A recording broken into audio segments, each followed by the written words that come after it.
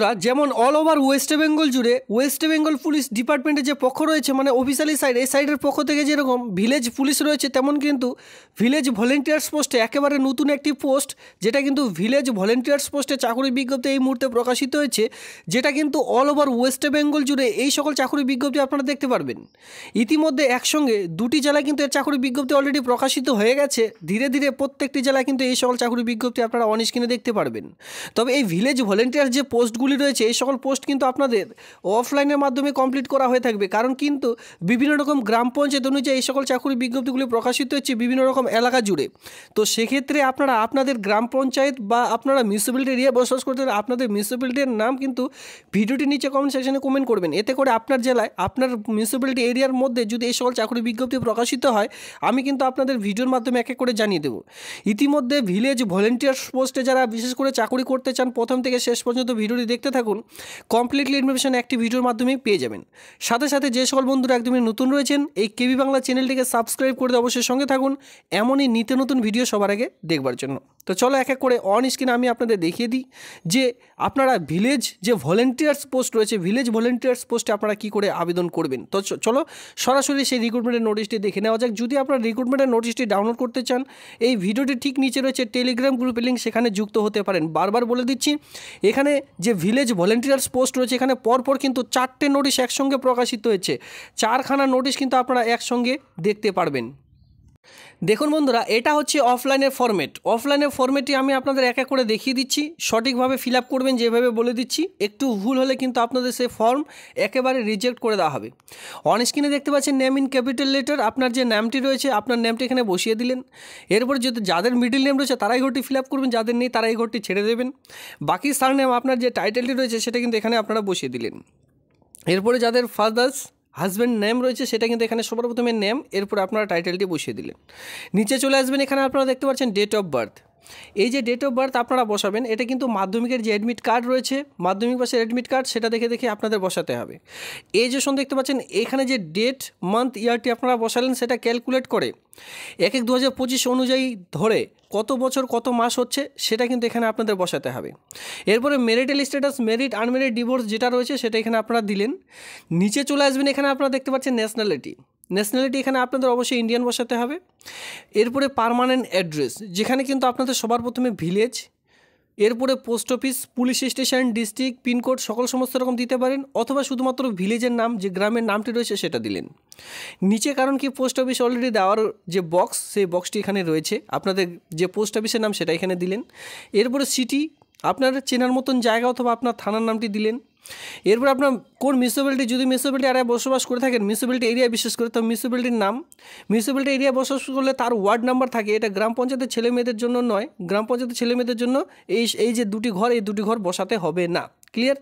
এরপরে দেখতে পাচ্ছেন ডিস্ট্রিক্ট, আপনি যে ডিস্ট্রিক্ট থেকে আবেদনটি করতে চান আপনার সেই ডিস্ট্রিক্টের নাম। এরপরে আপনার স্টেট, আপনি যে স্টেট থেকে আবেদনটি করতে চান, এখানে আপনারা যে ডিস্ট্রিক্টে বসবাস করছেন সেই ডিস্ট্রিক্টের নামটি দেবেন। এরপরে স্টেট, এরপরে আপনার যে পিনকোড নাম্বারটি রয়েছে সেই পিনকোড নাম্বারটি ঠিকঠাকভাবে বসিয়ে দেবেন।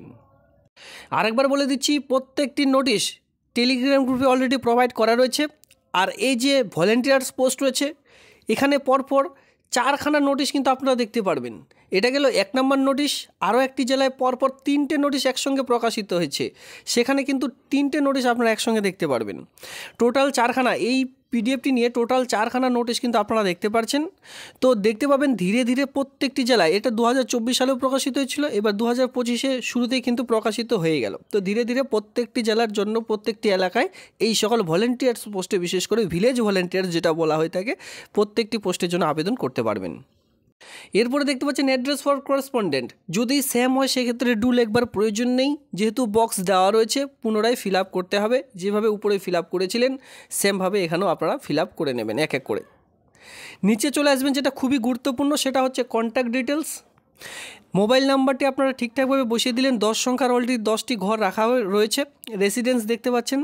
রেসিডেন্স হিসেবে এখানে আপনারা আধার কার্ডের নাম্বারটি বসাতে পারেন। এখানে আপনাদের কিন্তু আধার কার্ডের নাম্বার অথবা ভোটার কার্ডের নাম্বার অথবা রেশন কার্ডের নাম্বার যে কোনো একটি নাম্বার এখানে বসিয়ে দিতে হবে, শুধু জাস্ট এখানে নাম্বারটি বসিয়ে দিলেন।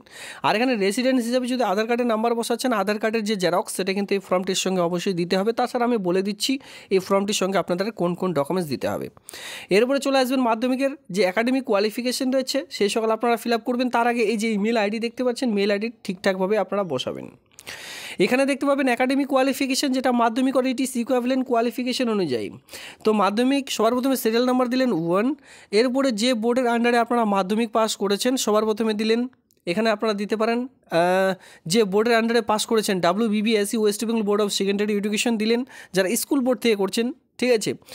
আর এরপরে আপনার কোন ডিগ্রি দেখাচ্ছেন এখানে দিতে পারেন MP, মানে মাধ্যমিক পাস দিচ্ছেন, কত সালে পাস করেছেন সেটা দিলেন, ডিউরেশন 1 ইয়ার। এরপরে দেখতে পাচ্ছেন মার্ক অফ 10, আপনি কত পার্সেন্টেজ মার্ক নিয়ে পাস করেছেন, অথবা এখানে মার্ক অফ 10 আপনারা দিতে পারেন, মানে 700-র মধ্যে যদি আপনি 500 পেয়ে থাকেন সেটা কিন্তু এখানে দিতে পারেন, অথবা পার্সেন্টেজ এখানে বসাতে পারেন, কারণ কি পার্সেন্টেজ অফ মার্ক অফ 10 কিন্তু এখানে অলরেডি বলা রয়েছে। নিচে দেখতে পাচ্ছেন সিরিয়াল নাম্বার 2, জাস্ট এখানে 2 দিয়ে যদি উচ্চ মাধ্যমিক দিতে চান উচ্চ মাধ্যমিকের যে বোর্ড সেই বোর্ডটি দিলেন। এরপরে 1, এখানে আপনারা দেখতে পাচ্ছেন উচ্চ মাধ্যমিক HS দিলেন, কত সালে পাস করেছেন, ডিউরেশন কত বছরের কোর্স ছিল, এটি অবশ্যই 1 বছরে হয়ে থাকে, 1 বছর দিলেন। এরপরে পার্সেন্টেজ 3 নম্বর দিয়ে এখানে আপনারা দিতে পারেন আপনার যে BA পাস করেছেন, BA পাসের যে বোর্ড রয়েছে সেই বোর্ডের নাম। এরপরে এখানে আপনারা দিয়ে দিলেন BA, ঠিক আছে। এরপর ইয়ার অফ পাসিং, ডিউরেশন 3 বছরের, এরপরে এখানে আপনারা পার্সেন্টেজ বসিয়ে দিলেন। এভাবে করে আপনাদের জাস্ট ফর্মটি ফিল আপ করতে হবে। চলে আসবেন 12 নম্বর পয়েন্টে, যেখানে আপনারা দেখতে পাচ্ছেন ল্যাঙ্গুয়েজ নন, কোন কোন ভাষা জানেন। 1 নাম্বার দিয়ে বেঙ্গলি, রিটেন, রাইটিং, এরপরে স্পিকিং দেখতে পাচ্ছেন, রিডিং, রাইটিং, স্পিকিং দিলেন। 2 নাম্বার দিলেন ইংলিশ দিলেন, রিড। এরপরে দেখতে পাচ্ছেন যে রাইটিং, রিডিং, এরপরে স্পিকিং যদি পারেন তাহলে অবশ্যই স্পিকিংয়ে ঘরে ইয়েস দেবেন বা রাইট চিহ্ন দেবেন, ঠিক আছে। এইভাবে করে আপনাদের রাইট চিহ্ন দিতে হবে, ইয়েস দিতে হবে না, এখানে কারণ উপরে বলা হয়েছে টিক দিতে হবে। এরপর যে সকল ডকুমেন্টসগুলি আপনারা এই ফর্মটির সঙ্গে অ্যাটাচ করছেন এখানে কিন্তু একে করে বলা রয়েছে, তো এই সকল ডকুমেন্টস আপনাদের দিতে হবে। প্রুফ অফ মাধ্যমিকের অ্যাডমিট কার্ড কি দিচ্ছেন, যদি দিয়ে থাকেন ইয়েস দেবেন। এরপরে মাধ্যমিকের যে কোনো একটি নাম্বার বসিয়ে দিলেন। প্রুফ অফ একাডেমিক কোয়ালিফিকেশন কি দিচ্ছেন, যদি ইয়েস দেন তাহলে অবশ্যই আপনাদের একাডেমিক কোয়ালিফিকেশন দেবেন। এবার এখানে একটা অসুবিধা হতে পারে, আপনারা তো গ্র্যাজুয়েশন পর্যন্ত দিয়েছেন, তাহলে এখানে কোন নাম্বারটি বসাবেন। ইয়েস দিয়ে গ্র্যাজুয়েশন, যেহেতু এখানে আপনারা দেখতে পারবেন সবার প্রথমে আমি আপনাদের দেখিয়ে দেবো এখানে কোন পাশে নিয়োগটি করতে চলেছে, সেই পাস অনুযায়ী এখানে আপনারা সেই নাম্বারটি দিলেই হবে। ধরুন এখানে মাধ্যমিক পাশে নিয়োগটি করতে চলেছে, মাধ্যমিক পাশের সার্টিফিকেটের নাম্বারটি দিলে HS গ্র্যাজুয়েশন যত দূরের দিন না কেন সে সকল না দেওয়ার কোনো অসুবিধা নেই, সেই সকল নাম্বার দেবেন না, যেটা এখানে চাওয়া হয়েছে সেই অনুযায়ী আপনারা জাস্ট সেই নাম্বারটি এখানে বসাবেন।